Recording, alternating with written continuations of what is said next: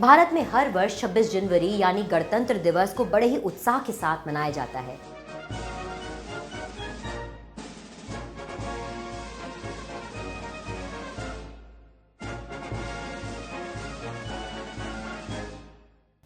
आइए इस वीडियो के माध्यम से आज 26 जनवरी की परेड के बारे में कुछ रोचक तथ्य जानते हैं। जैसा कि हम सभी जानते हैं कि भारत के 3 राष्ट्रीय अवकाशों में से एक 26 जनवरी है, जिसे हर साल गणतंत्र दिवस के रूप में मनाया जाता है। 26 जनवरी ही इसलिए चुना गया क्योंकि 1930 में इसी दिन भारतीय राष्ट्रीय कांग्रेस ने भारत को पूर्ण स्वराज घोषित किया था।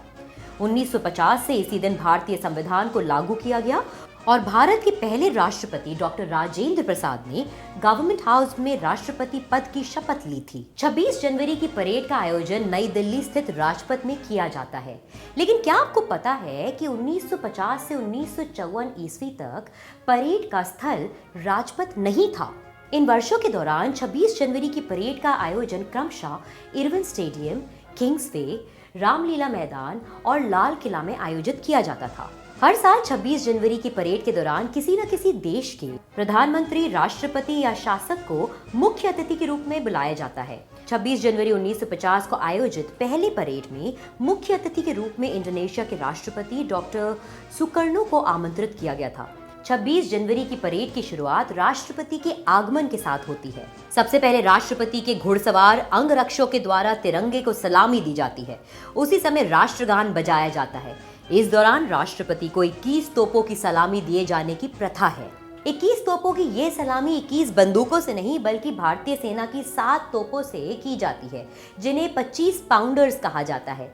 इनके द्वारा 3-3 राउंड की फायरिंग की जाती है। रोचक बात यह है कि तोप द्वारा की जाने वाली फायरिंग का समय राष्ट्रगान के समय से मेल खाता है। पहली फायरिंग राष्ट्रगान की शुरुआत के समय की जाती है, जबकि अंतिम फायरिंग ठीक 52 सेकंड के बाद की जाती है। इन तोपों को सन 1941 में बनाया गया था और सेना के सभी औपचारिक कार्यक्रमों में इन्हें शामिल किया जाता है। इस दिन परेड में भाग लेने वाले सभी दल सुबह 2 बजे तैयार हो जाते हैं और सुबह 3 बजे तक राजपथ पहुंच जाते हैं। लेकिन परेड की तैयारी कुछ पिछले साल जुलाई में ही शुरू हो जाती है, जब सभी दलों को परेड में भाग लेने के लिए अधिसूचित किया जाता है।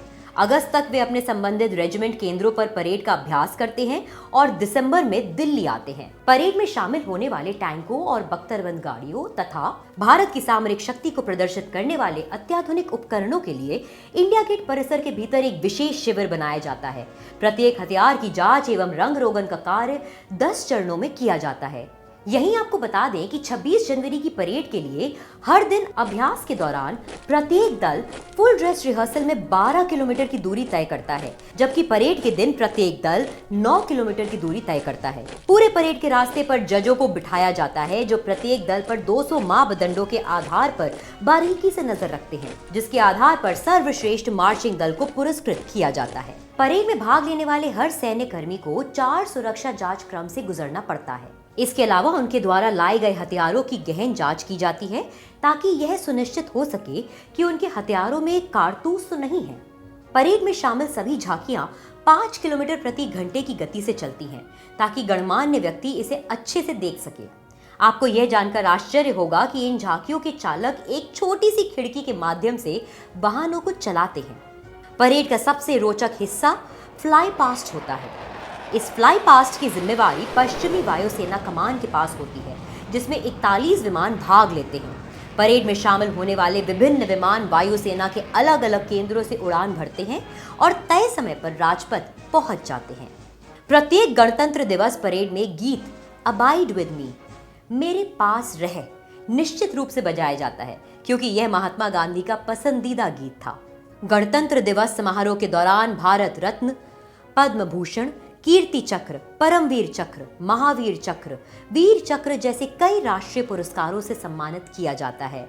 बच्चों को वीरता पुरस्कार देने की प्रथा भारत सरकार द्वारा 1957 में गणतंत्र दिवस पर विभिन्न क्षेत्रों में उनकी बहादुरी की उपलब्धियों को लेकर शुरू की गई। भारत के इतिहास में गणतंत्र दिवस एक बहुत ही महत्वपूर्ण प्रसंग है, एक ऐसा क्षण जो इस तथ्य का जश्न मनाता है कि हमें अपने भारतीय होने पर गर्व है। तो आइए इस जश्न को एक साथ मिलकर मनाते हैं। जय हिंद, जय भारत।